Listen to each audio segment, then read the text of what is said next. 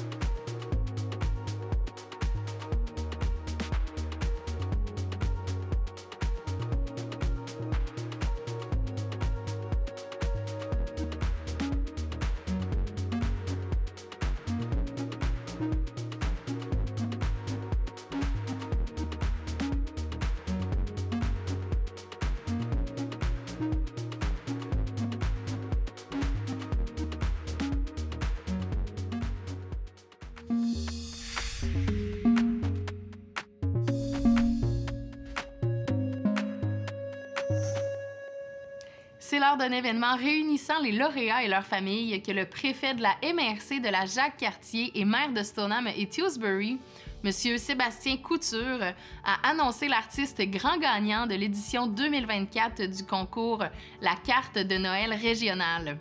Les lauréats de chaque catégorie avaient été annoncés plus tôt en décembre via une vidéo diffusée sur la page Facebook de la MRC. C'est l'artiste de Sainte-Brigitte-de-Laval, Marilyn Bombardier, qui a remporté les grands honneurs et qui voit son œuvre Post-Pôle Nord illustrer la carte de Noël que la MRC remet à tous ses partenaires et collaborateurs. En plus d'un chèque cadeau d'une valeur de 300 $ à utiliser chez le Nordic Spa Stoneham, prix remporté en étant couronnée lauréate de sa catégorie, elle gagne aussi un montant supplémentaire de 250 $. Son œuvre sera aussi exposée dans les bureaux de la MRC au cours de la prochaine année. Pour voir tous les lauréats et les œuvres gagnantes, visitez le mrcjacques-cartier.com. La SDE de la Jacques-Cartier a confirmé l'octroi de plus de 21 000 $ pour soutenir 3 événements sportifs et la culture dans la région. Une subvention de 2 500 $ a été octroyée à la Coupe du monde de saut acrobatique. Les 31 janvier et 1er février, toujours au centre de ski Le Relais, 52 athlètes, notamment en provenance des États-Unis, de l'Australie ou encore de la Suisse, seront réunis à l'occasion du Canada Open de ski acrobatique. Cet événement s'est aussi vu attribuer une subvention de 2 500 $ de la SDE de la Jacques-Cartier.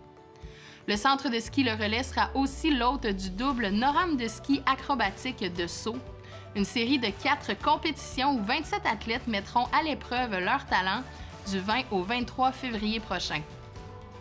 Une aide financière de 1 500 $ a été accordée pour soutenir l'événement. Après avoir lancé un nouveau fonds pour soutenir le tourisme culturel en 2024, la SDE de la Jacques-Cartier a confirmé la poursuite de son engagement pour les 3 prochaines années. Rappelons que ce fonds, qui s'élève à 15 000 $ répartis sur 3 ans, a été créé en partenariat avec l'entente de développement culturel de la MRC de la Jacques-Cartier. Cette enveloppe avait permis de financer 2 projets cette année, soit celui de diffusion culturelle SBDL et celui de l'exposition L'instant d'une résonance de la Société d'histoire de Sainte-Brigitte-de-Laval en collaboration avec l'artiste Nadia Morin. Pour en savoir davantage sur les services offerts par la SDE et sur les aides financières disponibles, visitez le sde.jacques-cartier.com.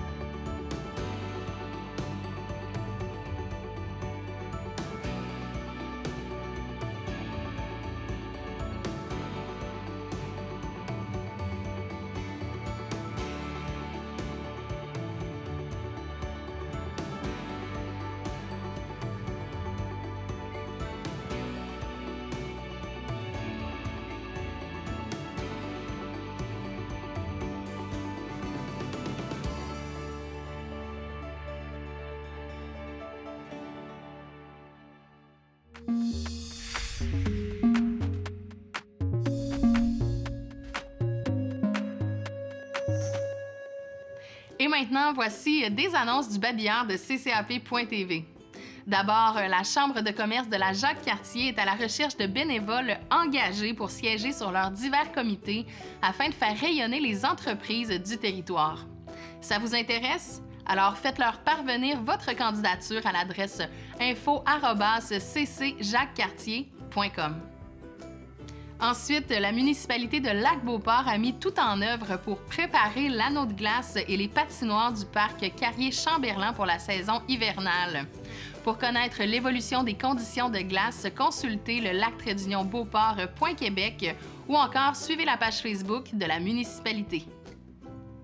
Et finalement, en cette période de festivités, les bureaux de la CCAP seront fermés les 24, 25, 26 et 31 décembre, ainsi que le 1er et le 2 janvier 2025. Toute l'équipe de la CCAP vous souhaite un chaleureux temps des fêtes. C'est ce qui conclut les nouvelles locales du 16 décembre. À la semaine prochaine.